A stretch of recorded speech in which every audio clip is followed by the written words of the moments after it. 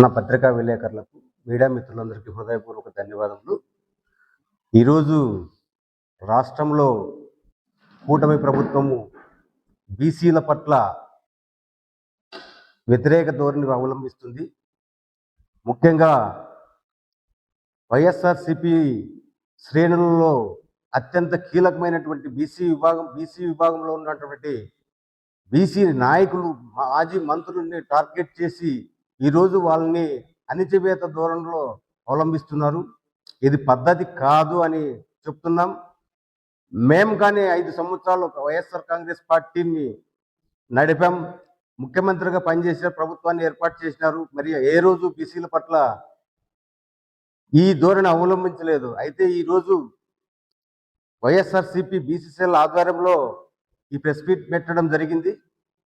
ముఖ్యంగా ఏమంటే, మన మాజీ మంత్రివర్యులైనటువంటి కారుమూరి నాగేశ్వరరావు గారి కుమారుడు కారుమూరి సునీల్ గారిని ఈడీ అక్రమ అరెస్టుకు నిరసనగా ఈరోజు ఈ ప్రెస్ మీట్ పెట్టడం జరిగింది.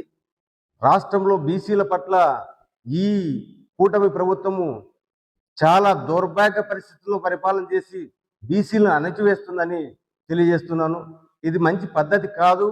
రాబోయే రోజుల్లో మీరెంత అణిచివేసినా మేము బీసీలు అదే ధోరణిలో పైకి లేచి పార్టీకి అండదండగా ఉంటాము. పార్టీ కోసము మేము ప్రాణాలను అర్పిస్తాము. బీసీలు అంతా కలిసి వైఎస్ఆర్సీపీని అధికారులు తేవడానికి సునీల్నే కాదు, రాష్ట్రంలో ఏ నాయకుడు బీసీ నాయకులు జోలికి వెళ్ళినా మేమేమి భయపడము, మేము అండగా ఉంటాము. సునీల్ గారిని అక్రమ అరెస్టు నిరసనగా తెలియజేసుకుంటూ ఈరోజు సునీల్ గారిని వెంటనే విడుదల చేయాలని మేము అనంతపురం బీసీసీఎల్ వైఎస్ఆర్సీపీ తరఫున కోరుకుంటున్నాం.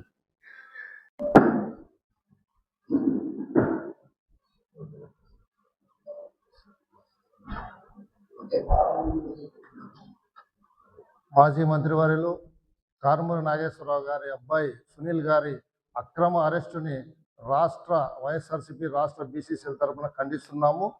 ఈ విధంగా కూటమి ప్రభుత్వం ఏర్పడిన తర్వాత బీసీలకు న్యాయం చేస్తాం, బీసీల ఓట్లతో గద్దెనెక్కిన కూటమి ప్రభుత్వం ఎంతసేపు ఉన్న బీసీల నాయకుల మీద దాడులు చేసి వాళ్ళ అరెస్టు చేయడమా, మీరు బీసీలకు న్యాయం చేస్తామని ఇచ్చిన హామీలు నెరవేర్చడమా అని ఈరోజు మిమ్మల్ని ప్రశ్నిస్తున్నాము. ఎప్పుడే కానీ గుర్తుపెట్టుకోండి, మీరు బీసీ నాయకుల్ని, ఎస్సీ నాయకుల్ని, ఎస్టీ నాయకుల్ని, ఇంకా ఇతరతర జగన్ గారికి దగ్గర ఉన్న నాయకులందరినీ దూరం చేసి జగన్ గారిని ఒంటరి చేయాలనే ఉద్దేశంతోనే మీరు ఈరోజు ఇలాంటి అరెస్టులకి, ఇలాంటి అక్రమ అరెస్టులకి మీరు తోడ్పడుతున్నారు అనేది ప్రజలందరికీ గమనిస్తున్నారు. పద్ధతి కాదు.